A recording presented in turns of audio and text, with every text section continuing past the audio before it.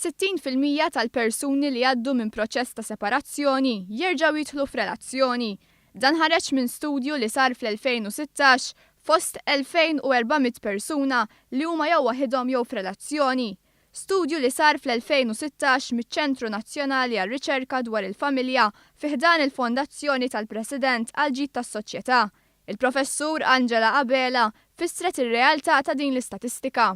U din hija area fejn jidħlu dawn il-familji rikonstitwiti ġodda li għandha bżonn attenzjoni u support anke mill-Istat għax toffri ovvjament l-isfidi tagħha meta ikun hemm it-tfal.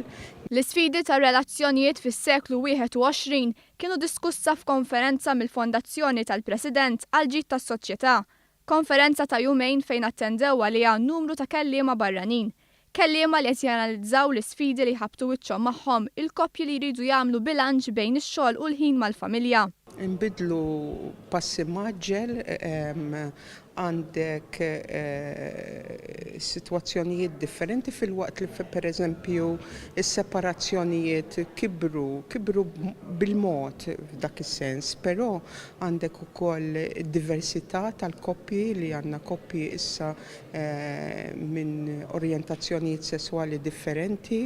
Il-konferenza kienet indirizzata mill-President tar-Repubblika Mary Louise Coleyro Prega li fissret kif relazzjonijiet pożittivi bejn il-koppji jaffettwaw il-ħajja b'mod holistiku ta' tfal tagħna. Spjegat kif skont informazzjoni mill-Fondazzjoni dwar is-saħħa mentali bbażata fir-Renju Unit ħareġ li persuni li huma qrib il-familja, ħbieb u l-komunità huma aktar ferħana b'saħħithom jistgħu jgħixu ħajja itwal minn dawk li ma tantx jissoċjalizzaw.